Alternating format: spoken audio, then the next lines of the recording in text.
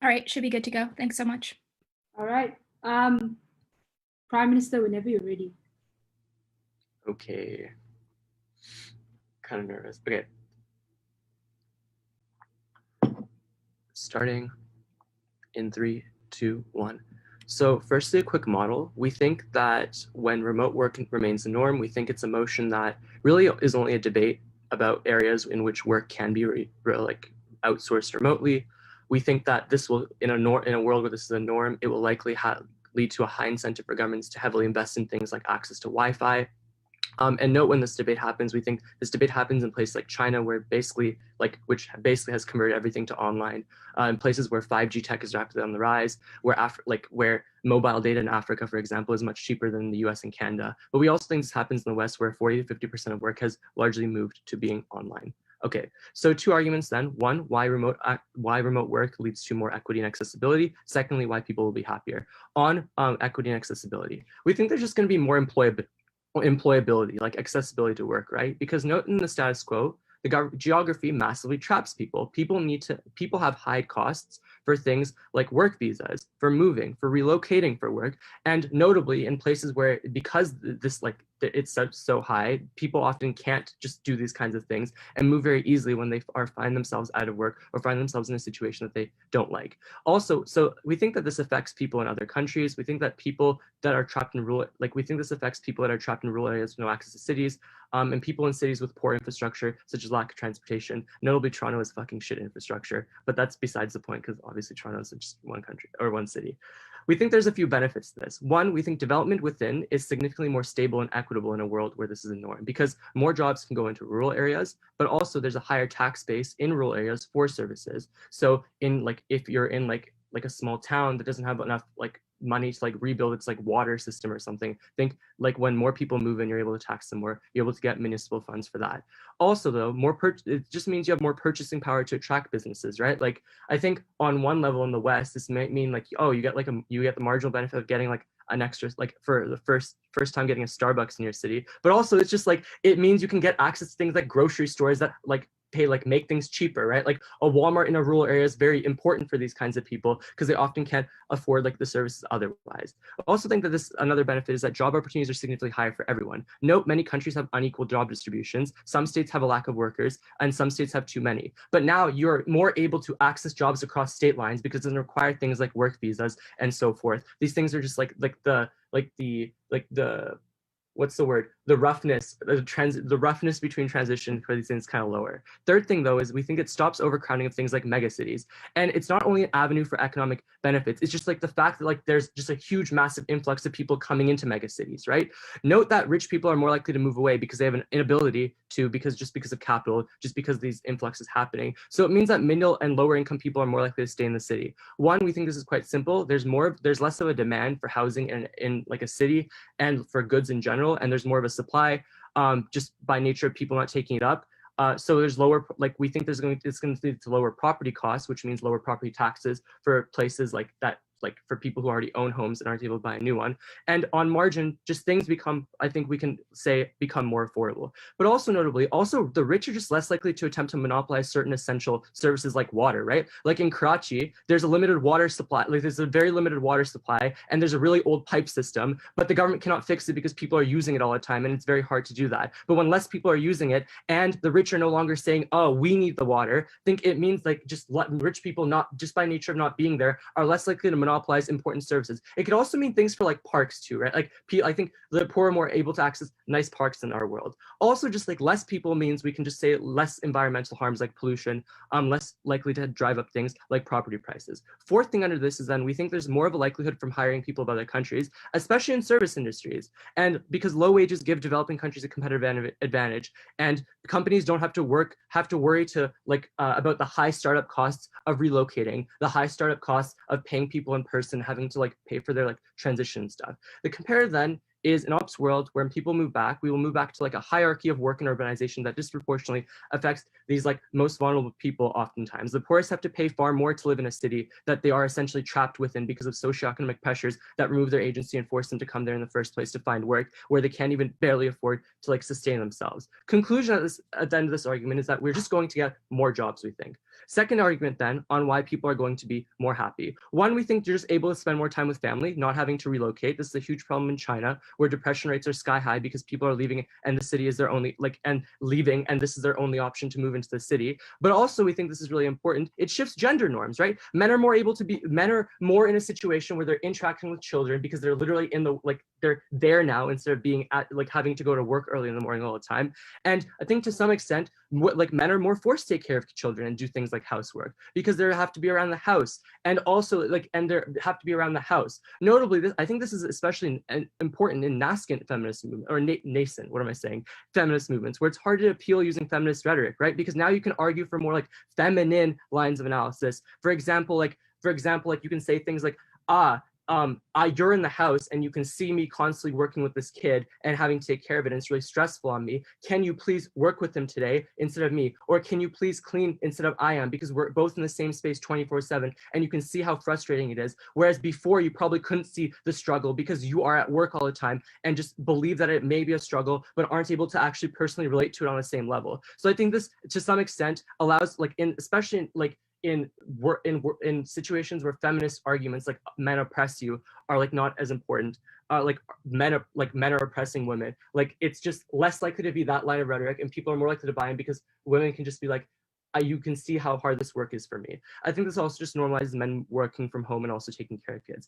I don't want to hear the op say this has a personal toll and drain on workers, because for every person who has been personally told and drained by working at home, there are people who have gained a myriad of benefits. But more importantly, the mental health and the toll of drain can presumably be reduced once we can safely interact in person, which is what the motion fiats. So we can go to a park and a club if we need, if we're starved for social interaction. The tipping point then is on Gov. For people who have a low energy or have depression or have physical debilitations, aren't able to move around as often, or they don't have to do things like have to walk and drive and interact with people when they don't have to, / when they don't feel like it. This is particularly important for work in places where you would otherwise be discriminated for disability, for childcare, right? Because now you can work while taking care of your child, but also you can and that's normalized, especially particularly for men, but also for women, but also on disability. So on two fronts, we win this debate. One, we get more jobs, and two, people are happier when they are working those jobs. We are very proud to propose.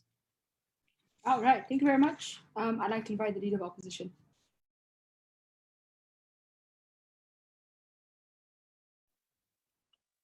Okay, can you just please confirm that I'm clearly audible? Yeah. Also, just before you start in, I have a trainee who just popped in, came before the Prime Minister. So if you want to introduce yourself, you can. Okay, so my name is Tin. I am the first speaker for the opening opposition, and my preferred pronouns are... Sorry, Tin. I meant my trainee can introduce themselves. Oh my God, sorry. It's fine. No worries. I'm done. Yeah, my trainee, if you want to introduce yourself, so everyone knows your pronoun preferences. My name is Sebastian, and my pronouns are he, him. Amazing. That was so cute. Yeah, that was. All right, you may go for it, Elo. Okay, cool. If I'm audible, I'm going to start in 3, 2, 1.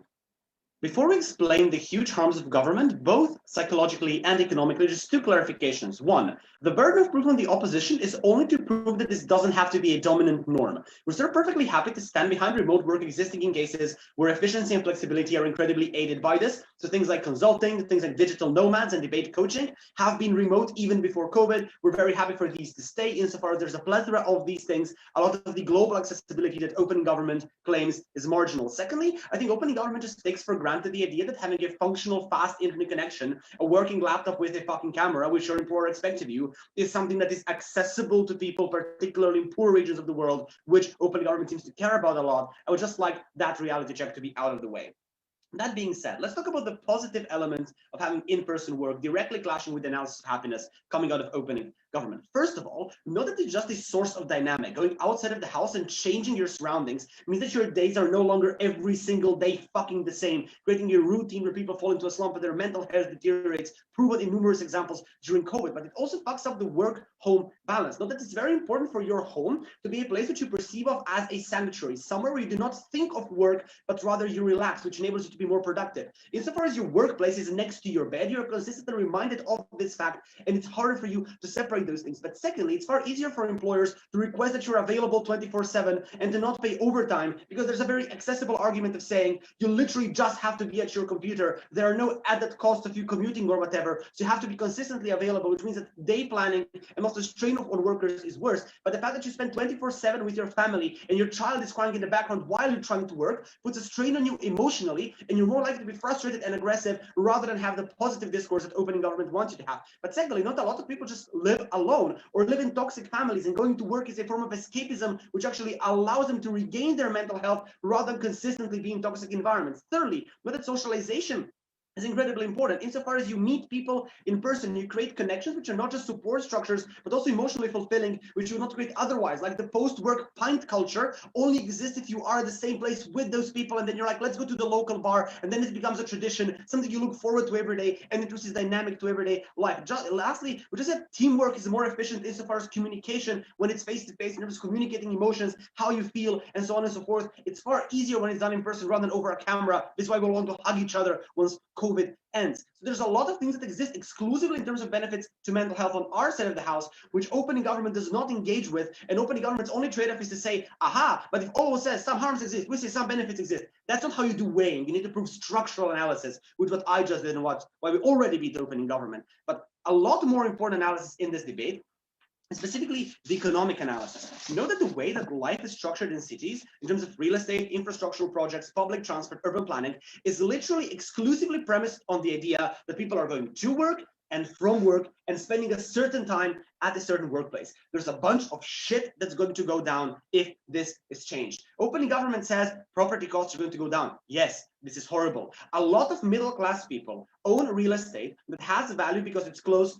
to business centers. For a lot of people, this is contingency capital that they count on in the case that, given that they're probably a precarious workforce, there's structural unemployment, economic crisis, and pandemics. In a situation they have unexpected medical expenses or have to service debts, this is capital that they can count on. At the point where these property prices drop, you suddenly lose all of that capital, lose all of the added value you can count on, which fucks up with people's budget planning, but also they lose the leeway, they lose the safety net that they would have had otherwise. What this happens as a consequence is then people who rent out apartments because they know that they cannot sell the apartment for a high price are going to hike up rents. So people who rent in order to be students or to work in a certain city now have higher prices. Furthermore, this creates a market run, right? Because insofar as housing prices are going to drop, this is a signal for people to sell their real estate before it drops too much. This means that essentially the housing market becomes oversaturated with real estate, which means that people who are selling this real estate get practically no return. Insofar as they have planned their budget differently for their medical expenses, for their food and grocery expenses, and so on and so forth, this means that people have now essentially lost the ability to plan. A lot of middle-class people will be unable to service their debts and service their expenses.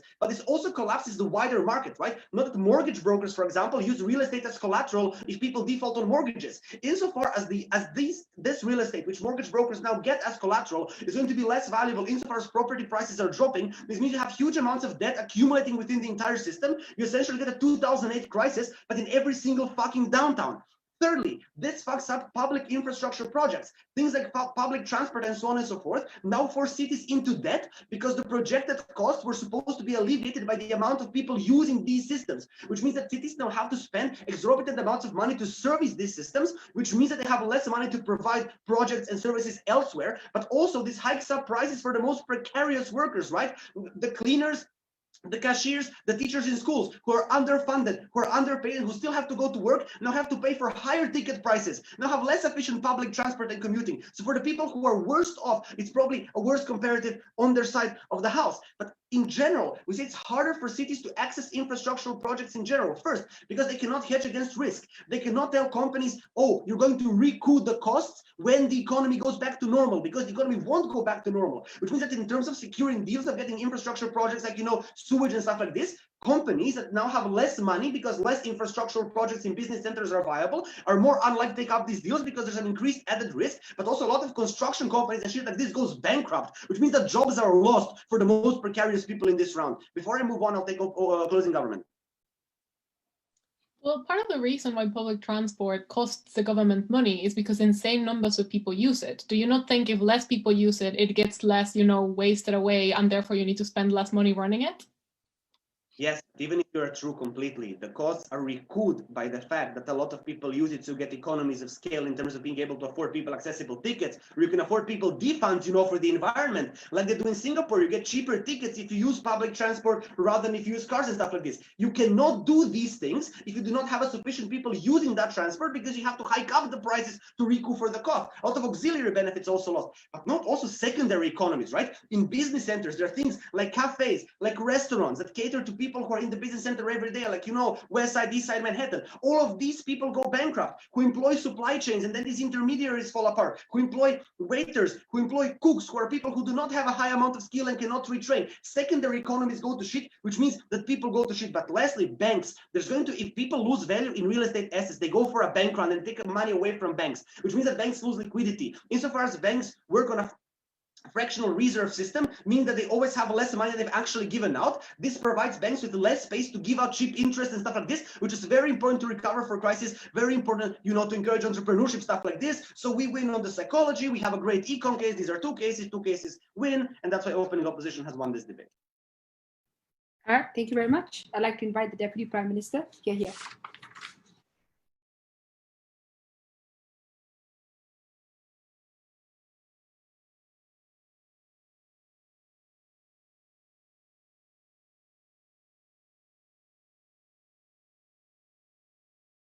Can everyone hear me?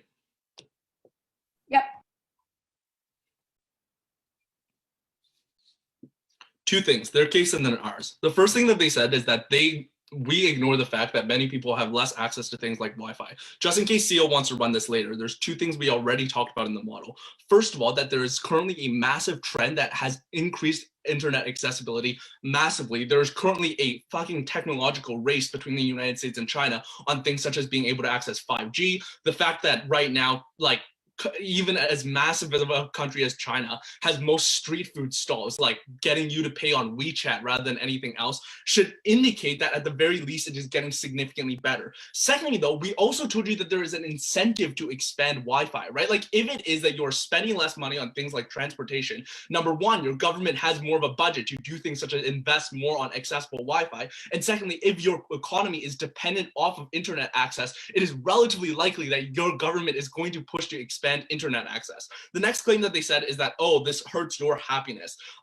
Many responses here. First of all, find an office that is not in the same room as your bedroom, right? Secondly, the problem with consistent availability is a lot better on our side. Number one, because you as an employee have an advantage. You have significantly more job options that you can leave to if it is that your employer is abusing you and making you do work overtime. And secondly, on either side, employers are going to try to force you to work overtime. It is significantly better when it is that you can do it out of the comfort of your own home and being able to do it in a place where you can immediately rest afterwards rather than having to go in transit for 3 hours because you live in a rural area. The next thing that they say is, but it is very frustrating to have your partner and your kid. But it is also frustrating in work as well, right? It is equal. This argument is just a wash because work is equally likely to have things such as maybe bullying in work, maybe some asshole that harasses you, maybe something such as an employer that is consistently watching every single thing that you are doing. The mental toll here is largely a wash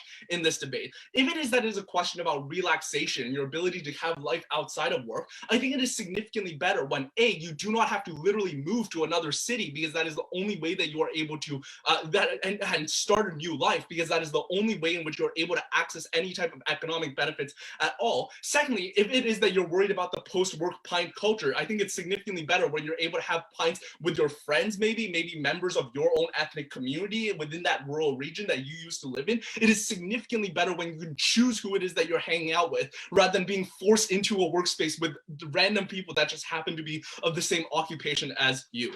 On the more important material that comes out of largely the material about how this will just ruin the economy. First, on the claims about real estate, three things here. Number one, I think that I'm fine if it is that actually no, sorry.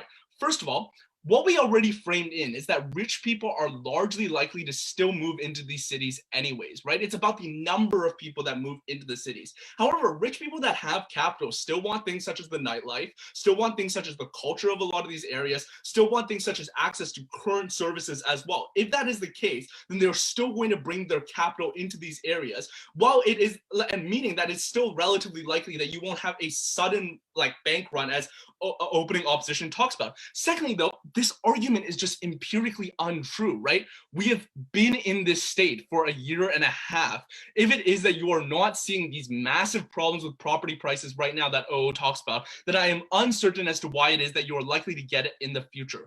Third of all, though, in terms of weighing this argument, I think it is incredibly unlikely that in terms of weighing this argument, I don't think that middle-class individuals losing out on their ability to have something such as safeguarding their property is as important as the fact that low-income individuals are more able to access significantly more jobs, right? Like, I don't understand why, in terms of weighing, I need to care about this impact necessarily more. The next claim that they say is that on infrastructure. Okay.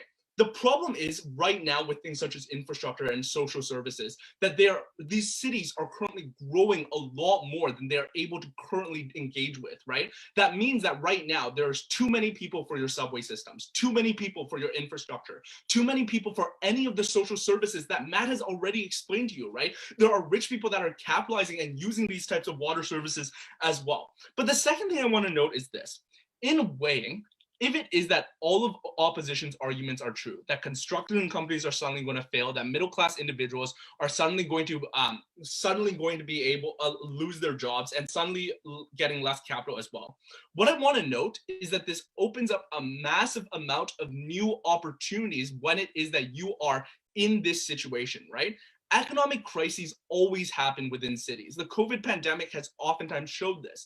The difference is there is significantly more opt-out ability of many of these areas because you're not geographically tied to the city that has already gone into ruin, right? If it is that the 2008 financial crisis hurts one particular city, at the very least, you're able to access jobs from other cities that are less likely to get hit by that crisis as well. There's significantly more opportunity. Note as well the context that we set up, which is that job distribution right now is unequal. There are certain states that don't have enough employees, and there are certain states that have too many of them. This balances out, and there's significantly more ability for you to access many of these issues. The second thing I want to note, though, is that OO seems a little status quo bias, right? They're worried about people that have lost jobs because of this shift into online education. I want to note that there are significantly more people that, due to all the structural barriers that we talk about, have never been able to access other jobs in the first place, right? The fact that physical work right now is incredibly ableist and makes it very difficult for people with physical disability to do things such as access other jobs. The fact that you are geographically trapped based off of the borders that force you into like getting a work visa in order to work in a different country with opportunities. The fact that you have to relocate your entire family and move somewhere else in order to access these jobs as well. What were the claims that Matt gives you here then? Matt tells you 4 things. Number 1, that development disproportionately goes to these rural areas. Notice that the claim on OO here about property prices directly concedes this argument as well, because they concede that more rural people are able to access jobs now. Secondly, that you have job opportunities that are significantly higher for everyone. Third of all, that it stops the problem of overcrowding in megacities, which at the very least make the megacities claim clash a wash. And fourth of all, that you're able to hire people in other countries when your company does not have the massive startup costs. These are massive impacts that opening opposition somehow managed to conveniently ignore, and it is a little bit late for DLO to suddenly refute all of these arguments. On happiness, we told you that number 1, the harms of not being able to see your family, I would argue, is probably a lot worse than the harms of spending too much time with your family, right?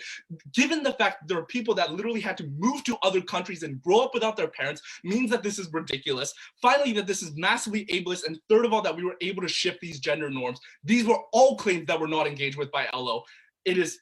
That's why opening government wins this debate.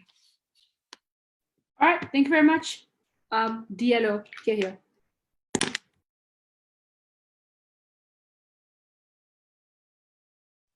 Okay, just to check if you can hear me. Yeah. Last time I spent 3 minutes talking into the void. Yep, can hear you. Thank you. Okay, I will start very soon.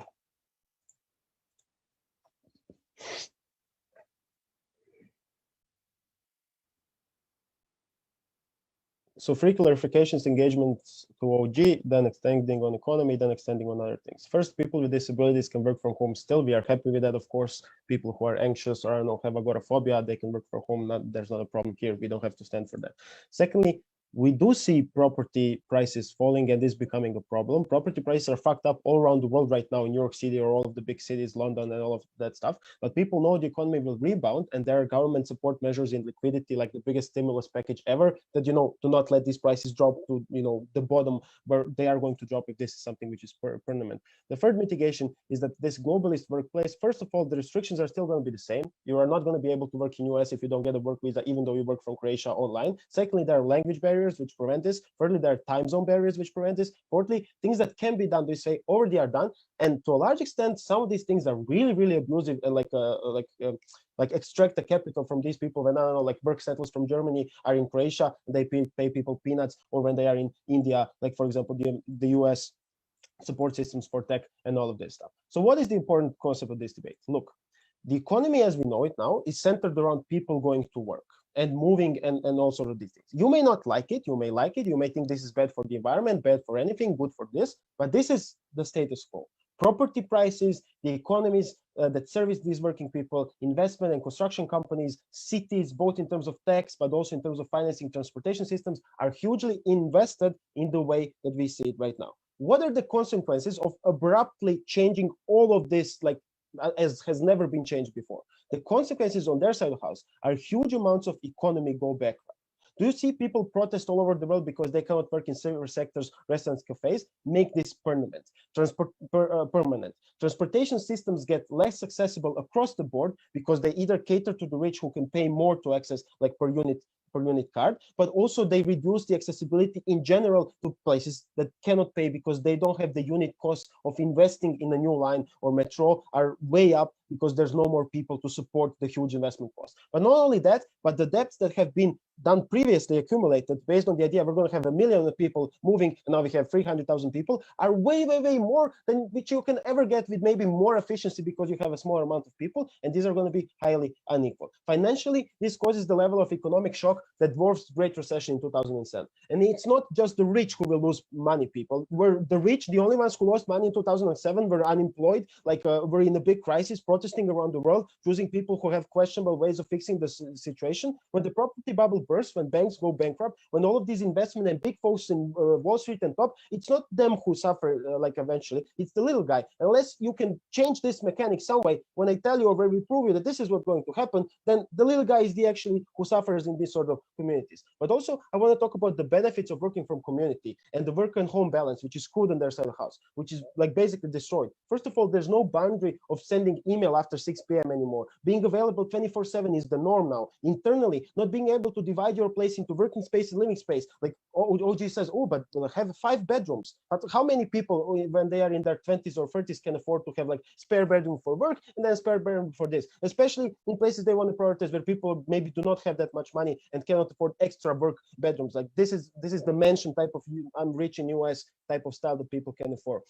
So what's the way eventually avoid this? There are lots of benefits for people who are well on their side of the house. You can work from home, you can get a cheaper house, you cannot take the sweaty tube, you can work in US and get more money. This fucks the rest of us big time, and this is the trade-off that eventually we are unwilling to make. The gradual shift we support, maybe like environmental concerns or traffic or something down the line, which I don't know, reduces the property prices. But this abrupt change that doesn't happen gradually is going to make cities go bankrupt, companies go bankrupt, and people are going to be mad at the government, and you get no traction for any sort of change or environmental change or anything good you want to work on this. But I want to engage specifically with the work environment and harassment. I want to preempt a lot of the stuff here that maybe comes from closing government. This highly, and I mean 100%, doesn't work for women who are cashiers, saleswomen, work in industries where they have contact with people all the time. They are comparatively harmed for a couple of reasons more on their side of the house. Because the best place to fight gender inequality is job. It's not family or other relations.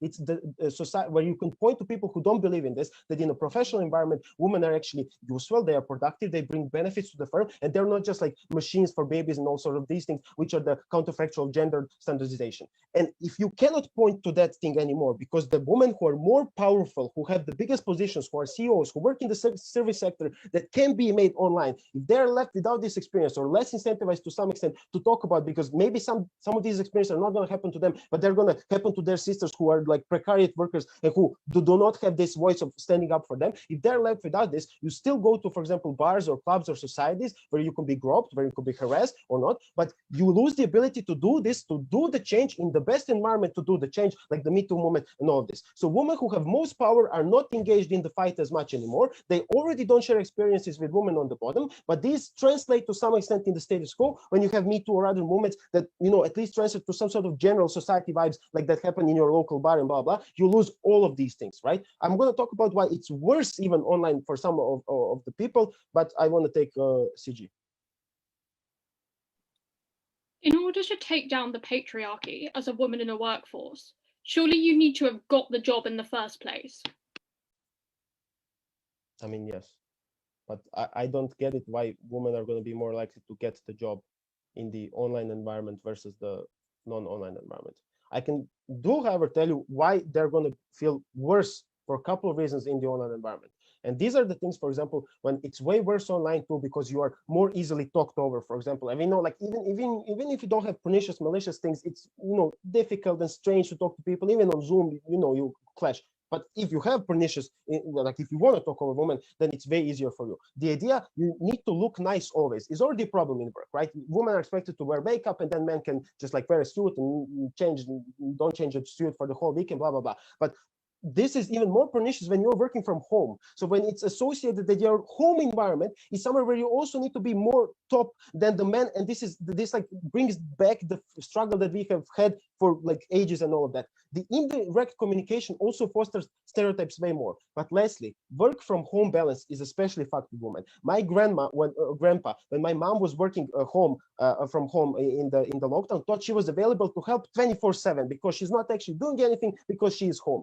And these are the things where the worst type of balance in terms of gender relations, and this is the home balance, gets translated in all of the worst ways also to the balance in the workplace. And this is something which is extremely harmful for women specifically, but also for all of the other reasons why this harms poor and general people. Please oppose. All right, thank you very much. I'd like to invite the member of company. Here.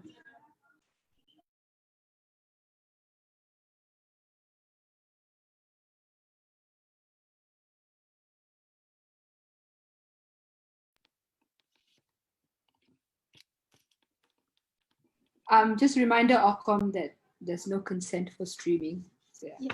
Yep, got that. I just want to remind people that based on Economics 101, the point people are not being employed in rural areas because they are not profitable to employ. That is to say, they're not specialized enough. They don't have sufficient experience for them to be employed and to be given working opportunities by those people in the big cities. And you can see a clear example that even in big cities, people are being unemployed simply because they're not being profitable enough to employ. What secondly they tell us is that there will be more people being employed since profits will trickle down and more people will be employed because of that.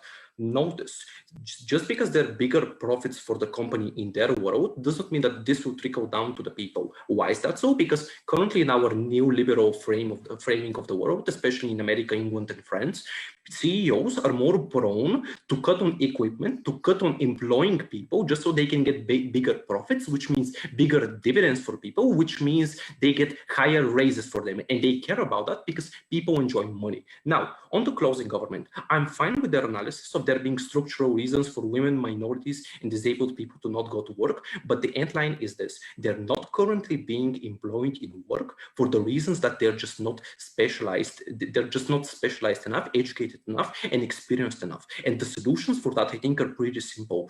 Programs that are both government, not-profit programs for education of people, for allowing them to get better experience, training, and education. And this is already happening in the status quo. Notice, I think, on their side, side, there is more discrimination for women because your boss is not likely to employ a mother with 3 children that will get distracted and be unable to be productive on work. So it is their burden to prove to us why those CEOs and why those people that are running currently the companies would like to employ such people. I don't think the solution is that. But what we are currently going to give you is just a psychological analysis of worker mentality and how people basically function. So if I have time, I will take you later on. So how do people function? I think we are short-term sighted. And by that, I mean that we are constantly tempted with pleasures. We have evolved in terms of body, but in terms of mind, compared to 5,000 years ago, we just haven't evolved. We are so short-term centered because our primitive brain thinks that it may not live another day, so we prefer to maximize our happiness at the moment. Why is that hurtful? Aside from what opening opposition said about being distracted and mixing up working life with relaxing life. Firstly, I think on distractions, the mechanisms through which you are going to be distracted is just not to say you're going to be distracted, but that you compare short-term pleasures with friends and family at home and other hobbies that you have with the work that you have to do, work that seems huge, that seems threatening, and this activates your fight or flight response, which means that you are more prone to be distracted. Compare this to the working space in which you basically have an environment in which you are bound to be productive and bound not to be distracted, because it is designed to maximize productivity. But secondly, you associate the place in which you are with certain activities, because our brain is like the brain of a chimp. We want to mechanize and minimize the thinking that we have to do. This is why habits exist, by the way. And this means that we associate certain feelings and certain things we do with certain places, which means that you are associating home with pleasures, you're associating home with relaxation, which means that you are less likely to be productive. A very intuitive example is the reason why we cannot focus while studying in the kitchen or in our bed is because we associate them with different activities. In that way, working from home just isn't enough. And thirdly, we associate home not only with the environment, but we also associate our home with certain habits, like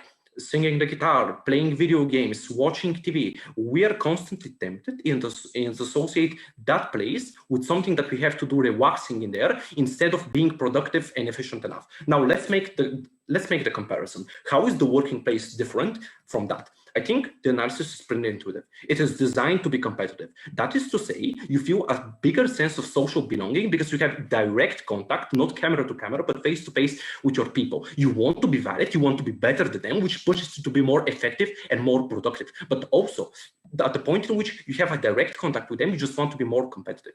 Notice a very basic example. While you are preparing speeches on your own for a debate tournament, you are kind of lackluster, you're not efficient. But at the point in which you get in the tournament, you get competitive, suddenly your level of efficiency and level of speeches suddenly rises. That is the point in which when you're directly engaged with human contact, you're more likely to be productive. Now, why is this so important in the context of this debate? I would just bite the bullet and say that we're not going to be focusing on economic changes, crashes, and so on and so forth, because it's so uncertain. I want to focus more on how this psychological analysis is bound to universally affect every single worker, including the minorities, disabled people, and women that the side of the closing government wants to talk about. Why is this better off for them? Before I begin with the impact, I'll take opening. Educated people in rural areas have to move to cities to get jobs. It's much easier for them to stay, leading to the benefit of rural areas. The most important metric of this is I got the point.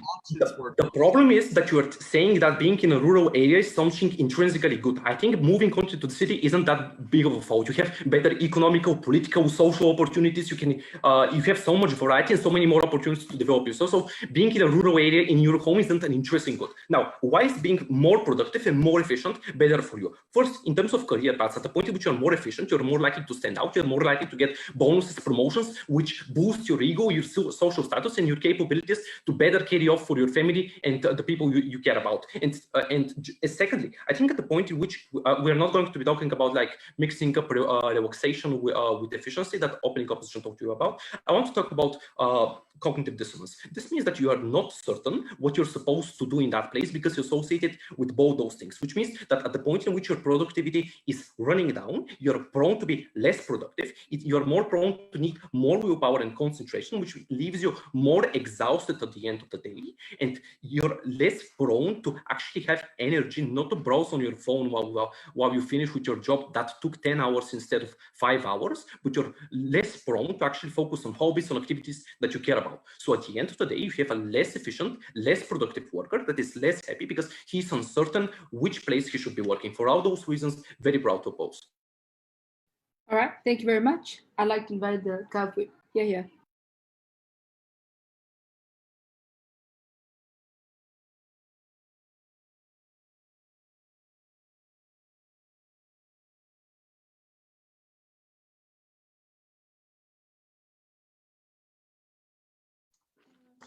Thank you. Am I audible? Yep.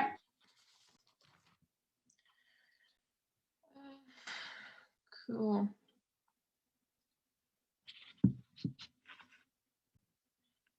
All right, starting in 3, 2, 1. The amount of people that I know that have got through a company and got promoted purely on the basis of them going to a pretty good private schools, being kind of charming and knowing their boss or their boss's mom is astronomical, and that's pathetic. And I think that it's really bad that in a society that prides itself on supposedly being meritocratic, the vast majority of people manage to advance not because of the work that they do, but rather because of the people that they know and how they manage themselves within social situations and workplaces. What Rachel tells you is that this disproportionately affects women, this disproportionately affects people who suffer from chronic illnesses, and also individuals that come from poorer backgrounds. I think that the easiest way to fix that is honestly to just continue working from home and let the Etonian fail if the work is terrible. 3 things that I'm going to be talking about today. Firstly, about social interaction and work. Secondly, about the economy. And lastly, about social mobility and meritocracy and how that gets better. Starting with social interactions and work. And I want to make this quick because I honestly don't think that this is where the vast majority of the debate lies. Opening opposition on this tells you, aha, there's really bad work-life balance. And then closing opposition kind of repeats that, but says, psychology. It is because some fight or flight instinct thing. But basically the point boils down to you are less efficient and less productive if you play video games in the same place where you also work. Look, I think that if this were true, no child would ever manage to do their homework when they are at home, even though most children apparently manage to handle that. But more importantly, I think that, human beings are incredibly adaptable. And I think that right now we're really struggling because we're very much used to a world in which we have work and then we have home as geographically separate aspects. But I think that the more and the more working from home becomes the norm, the more your brain also gets used to the capacity of being like, you know what, after 6 o'clock, it is Zelda time. I'm gonna go lay in bed and play video games all night. And I think that that's something that human beings can get used to. And I think that this also responds to the vast majority of opening opposition's points about how your bosses expect you to be online all day. The only reason why that was happening at the start of the pandemic was because we weren't used to this kind of situation. But the more that we get used to it, the more that workers' unions and graduate student unions or whatever are going to demand that bosses don't message you. They're going to be like, after 6, no more messaging. That's absolutely not on. I think that the more that this becomes the norm, the more that expectations start to change and become more malleable. But I think that more importantly, I think that you're actually better at socializing when you don't have to go to work every day. And that is because socializing is as exhausting as giving blood. And I think that this is something that people oftentimes don't realize.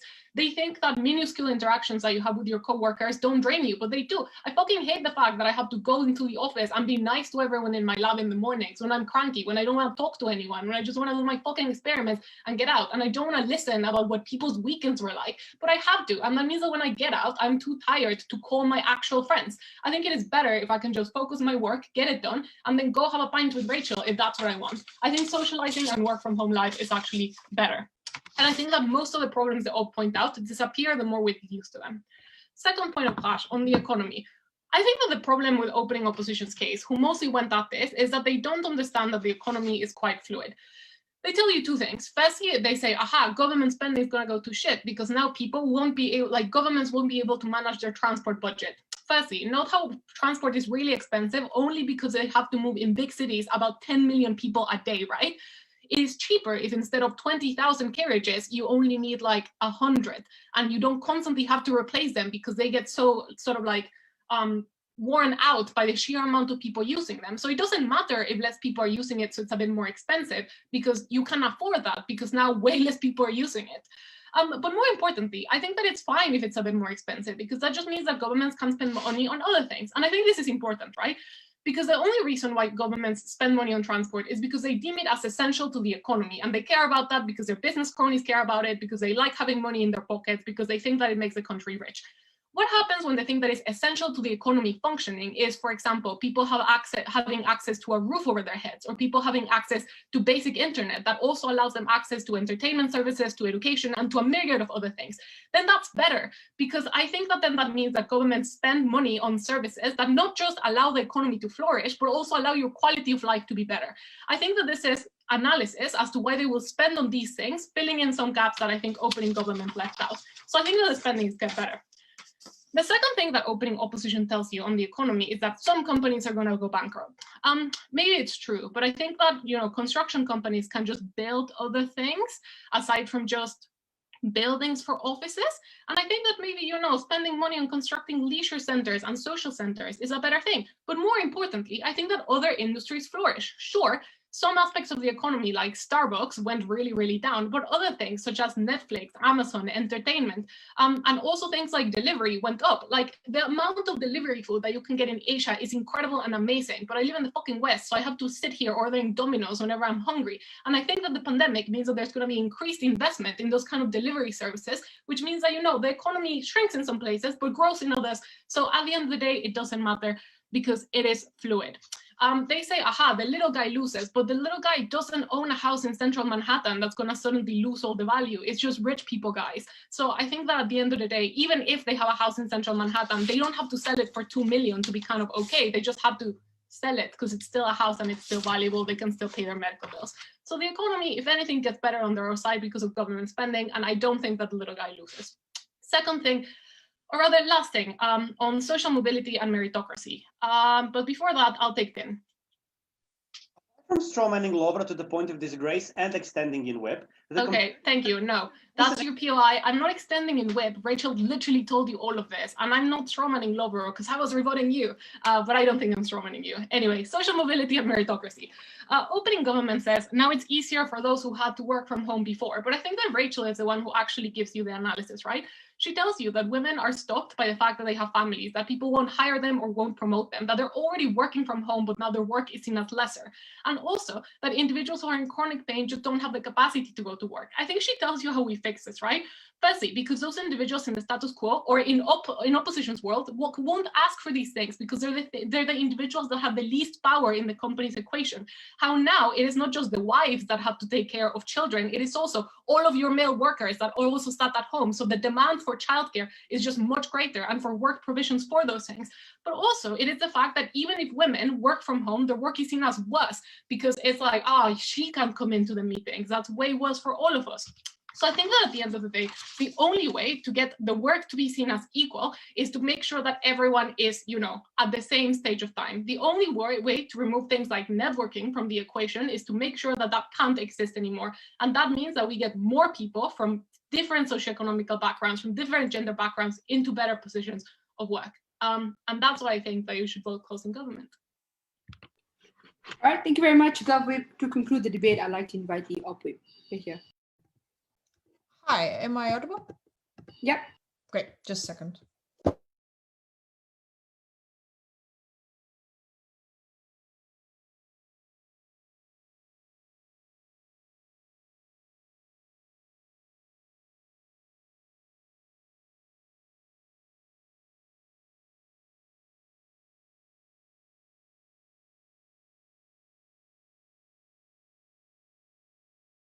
Okay. So starting in 3, 2, 1, go. Let's talk firstly about CG, because I think their extension to a large extent misses a mechanism, which is why those women will specifically be hired more. And I think this is the most important thing that they have to prove.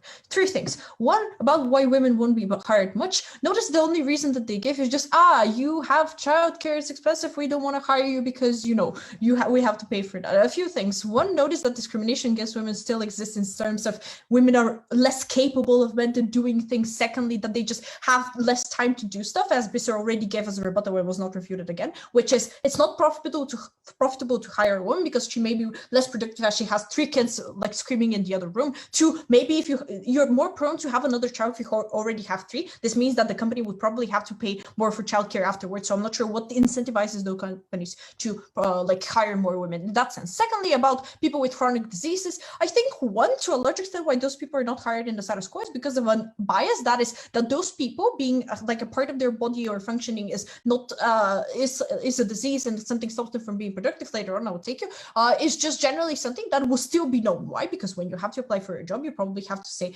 the part of your salary goes to your healthcare and your pension, all those sort of things. So it's obviously a known fact that you're disabled. I think the discrimination that exists in the status quo doesn't change the fact that those people will be hired. Notice on the comparative, though, I think to a large extent, this was said, I think CG never said this, but generally, though this is a norm, this means that there may be exceptions to a point at which there probably will be some jobs that will stay online no matter what. I think those people may find the choice no matter what. Plus, there are already jobs that work online. I'm not sure why this is something so exclusive. Thirdly, about religious people, the only thing they said is, you don't have a fixed schedule. No, you still have to work on Fridays. The company probably, if they don't allow you when you real office, they probably won't allow you online to not work on Friday and have your religious holiday and such as this. So I'm not sure why this is so good in that sense. No, I think their case sounds really good, right? It just sounds nice, but I think the main mechanism is why companies are incentivized to hire them. To a large extent, I think they missed that. Okay, OG, because the problem with OG is that they spring like 15 different impacts and actually prove really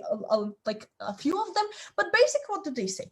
Firstly, the major thing is, which is, vulnerable people, this is the comparative, we care, they're fine now. A few things that I think just like don't rebut this. They say, people from rural areas like are the ones that are most vulnerable, that they cannot do the jobs. I think the most vulnerable people in this debate are the workers that do physical work. This means factory workers, like in restaurants, in cashiers, and all of those things, specifically the things that cannot go online, right? And what is the problem with this? Those people, 1, have no education, 2, have experience in areas that are completely outside of the jobs that are most likely to stay online, as it is framed by OG that those works will be the only one that can possibly go to this. Therefore, this means that probably the most vulnerable workers won't be able to be hired more, right? You still would have to go to another state or another city to go and get your job as a factory worker or as a cashier and all those things. I'm not sure what the change is this. But secondly, they just say, but a person with good education in the rural area cannot move because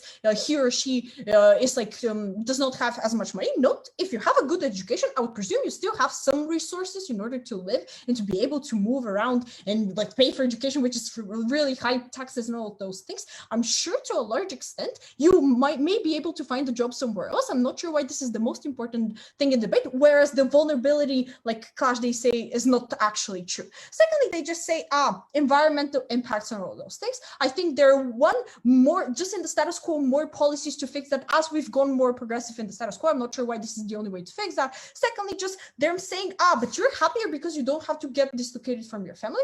Notice 1, if your job is way more important than your family, you probably will be able to survive this trade-off, which is I have to do this in order to be able to pay off whatever I do. Secondly, people move outside of their countries and their states all of the fucking time. I think to a large extent, even young people go out of sight of their country. I would go out of my country as well. I'm not sure why this is such a grateful pain that we have to limit. And secondly, they say something about gender norms. Firstly, this is not really impacted. And secondly, I think to a large extent, this means that whenever you have to stay more in home, men will be better. Tell me why abuse levels in the status quo have risen up tremendously because women and men have to stay way more in their houses, and this has driven those things to a large extent. I think this is not proven more. OG, in just a second. And I think lastly, what they basically say is just generally, okay, there are more jobs, people are likely to get more hired, and this like balances the, unbalanced redistribution of jobs. A few things. 1, I think again, the tendency that you have for jobs to stay if it's very profitable for them to stay online, some of them may stay. Again, this is a norm, not absolute norm. It just they may be cases such as this. Secondly, I think I'm not sure why exactly the way that the one company has less people because of certain circumstances, such as like one, they're not just experienced, there's not just the company is not as profitable and all of those things. I'm not sure why more workers would go there. If it's like cheaper and those people, like it's in a state where it's not as economically good, why people won't go there if the cheap, like prices are cheap and all of those things. OG, very quickly. In this messy round, the only thing that is not a wash and the most important clash is access to jobs. Our mech about more job options along with leverage for better treatment. Okay. Please. Okay. Yeah, I got it. Thank you. So I actually disagree. I think the most important clash in this debate is just generally, individual change. Why? For certain reasons, and this is comparative with the openings. I think one, the economy based is not entirely on people going to their jobs. It is based to a certain extent, but I think there are two more things. One, like people how to live their social life, like notice the center and all of those things, where shops and like on the street and restaurants and all the bars and all of those things are based on the sociality that people go, and it is generally something that people do way worse. So I think when people there's some certain jobs that, and a lot of them actually cannot be remote, such as teaching, such as like cashiers, restaurants, and all those things. I think they will still need to fuel the economy. So to a large extent, I think this is not the most important thing, to the point that this does not change the whole thing exceptionally. Secondly, public services, like the state is about the people. To a large extent, public service, the country is not profit oriented. To a large extent, it would probably try to keep those businesses if they're so important. On the comparative, though, I think the individual change that we do manage to prove, which is the psychological, productivity and all those analyses that we give, are more important for a few reasons. One, this is an extremely individual motion, which is which jobs would go into, like how this impact the people's psyche. Secondly, we care more about the individual change because it's probably less of a burden to prove than the economy crashing. Secondly, I think the happiness as a society we've considered as something we would prioritize to have, and to a large extent, people who don't have jobs may have obstacles to not have them, which are asymmetrical to this debate and are not proven otherwise. I think to a large extent we prove the change both ways. All right, thank you very much. Y'all can just vibe here, since that's what the tournament wants. Sebastian, if you could go on Discord to room C1, we can deliberate there. Okay, perfect, I'm going.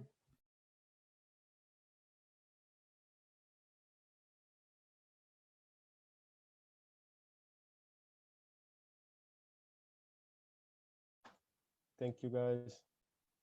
Shaking hands. Thank you. Thanks, everyone. Could we turn off the Yes. light Thank you. potentially? They're still live, yeah.